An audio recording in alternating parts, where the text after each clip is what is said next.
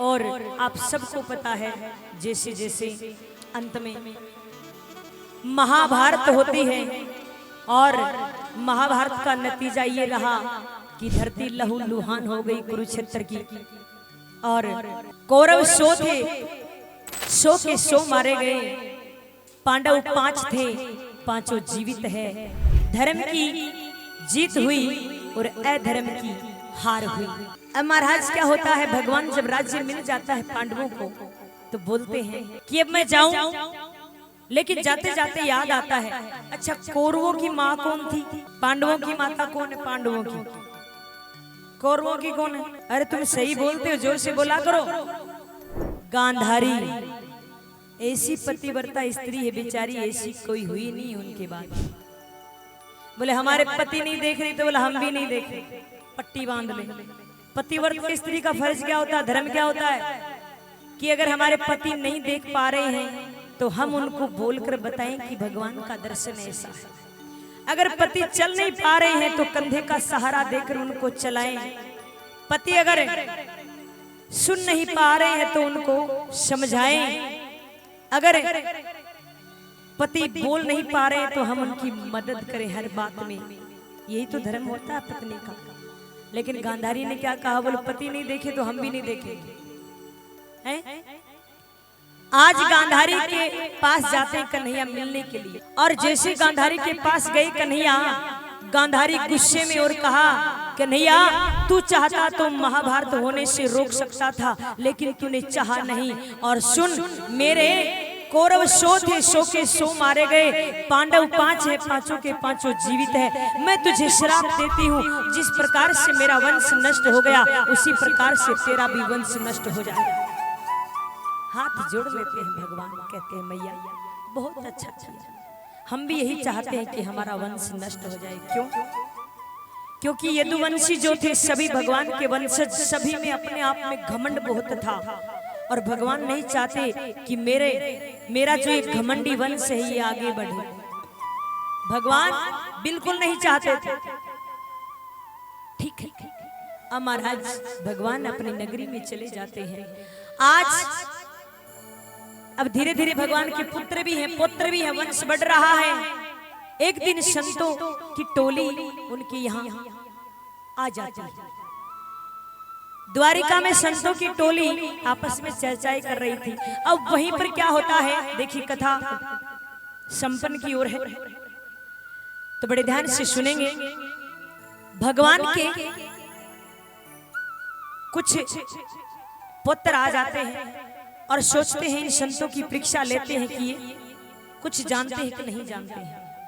और एक लड़के के साड़ी बांध देते हैं, पेट पर थोड़ा कपड़ा लपेट कर गर्भवती स्त्री का स्वरूप बना देते हैं। गर्भवती स्त्री का स्वरूप बना देते हैं तो महाराज अब वो सब बच्चे जाते हैं और जाकर संतों को कहते हैं कि ये हमारी भाभी है और ये थोड़ा कम बोलती है, इसकी गर्भ में बालक है, तो ये बताइए कि इसके गर्भ में लड़का है कि लड़की है।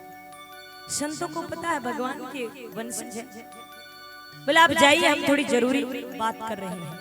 भगवान सोचते ऐसे तो काम नहीं चलेगा। योग माया को आदेश देते हैं, योग माया संतों के मस्तक में प्रवेश कर जाती है। अब वो इधर से वो जो बच्चे बालक हैं वो व्यंग्य कर रहे हैं, बोले अरे ये तो ढोंगी काय के संत, इनको कुछ नहीं पता, इनको कुछ आता जाता नहीं है। अब संतों को क्रोध आ जाता है। संत कहते हैं इसकी गर्भ में ना तो लड़का है ना लड़की है, लोहे का मुसल है। महाराज बच्चे घबरा जाते हैं, एक वृक्ष की आड़ में जाकर कपड़ा हटाते हैं, देखते हैं लोहे का मुसल निकलता है। अब उग्रसेन जी के पास जाते हैं, दौड़े दौड़े बच्चे कहते हैं हमारा कोई समाधान कीजिए, ऐसे ऐसे हो गया है। उग्रसेन जी ने कहा मैंने मना किया था ना, संतों का अनादर मत करना, संतों का अपमान मत करना। कन्हैया को अगर पता लग गया तो अच्छा नहीं रहेगा। अब क्या करते, सभी नदी के किनारे जाते, उस मुसल को एक पत्थर पे घिसते हैं और जो उसके कण जो जाते हैं पानी में, एर का नामक घास बन जाती है। कील मात्र बचती है, जल में फेंक दिया जाता है उसको, और एक मछली उसको निगल जाती है।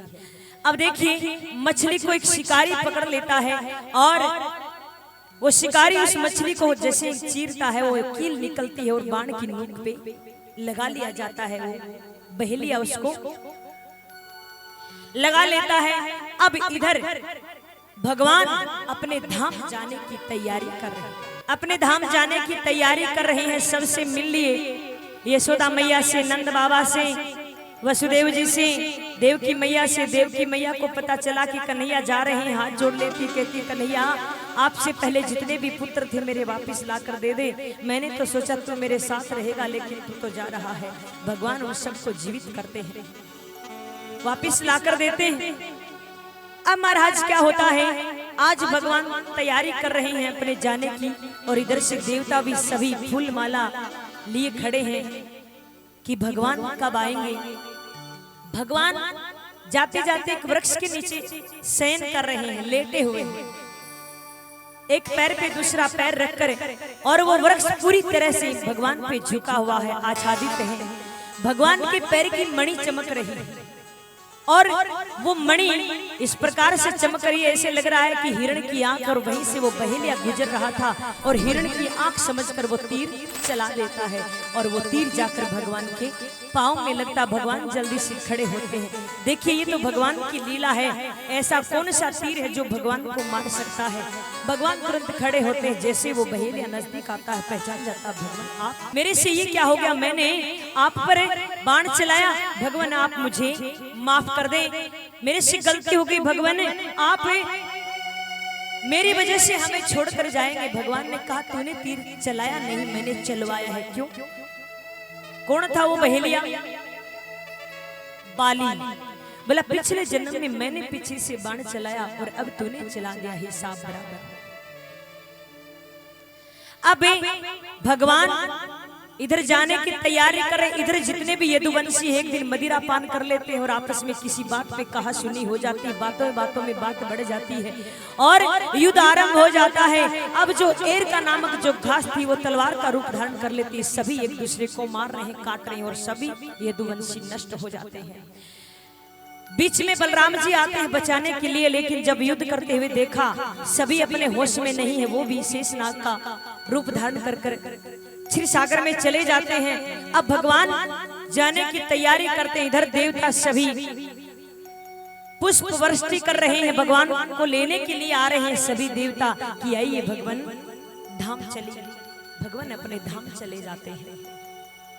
ये कथा राजा परीक्षित को सुना रहे हैं श्री सुखदेव मुनि महाराज, और श्री सुखदेव मुनि महाराज जब राजा परीक्षित को कहते हैं कि राजा अब तू बता, ये कथा तो यहीं पर संपन्न होती है, अब तू कहता है तो मैं तेरा मोक्ष कर दूं, तू बता तेरे को क्या चाहिए। अब राजा परीक्षित हाथ जोड़ लेता है, भगवान अब और कुछ नहीं चाहिए, अब तो जल्दी से जल्दी भगवान के चरणों में प्रीति हो जाए और भगवान से मिलन हो जाए।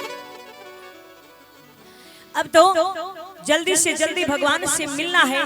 अब महाराज श्री सुखदेव मुनि महाराज वहां से चले जाते हैं, और सभी संत मुनि महाजन वहां पर बैठे थे, सभी प्रसाद वितरण करते हैं। एक फल के रूप में प्रसाद राजा परीक्षित के पास में आता है, और उस फल को काटा जाता है, सेव को। तो सूक्ष्म रूप में वो तक्षक नाग बैठा है। राजा परीक्षित नमस्कार करते हैं, हाथ जोड़ लेते हैं कि आइए आप ही का इंतजार था। तक्षक नाग डसे उससे पहले राजा परीक्षित की आत्मा परमात्मा में लीन हो गई। शास्त्र कहता है कि राजा परीक्षित के शरीर को ही तक्षक नाग ने डसा है, राजा परीक्षित की आत्मा तो कब की भगवान में लीन हो चुकी थी। अब देखिए ये ऐसी कथा है श्रीमद् भागवत कथा जो मृत्यु के भय को दूर करती है और हमारा मिलन भगवान से करवाती है। ऐसी कथा है श्रीमद् भागवत कथा। आज की कथा यहीं पर संपन्न होती है। आज की कथा को यहीं पर संपन्न करते हैं और लास्ट आखिरी श्लोक है उसका श्रवण करते हैं सभी। ओम नाम संकीर्तनम यस्या सर्व पाप प्रणाशनम प्रणमो दुःख शमनम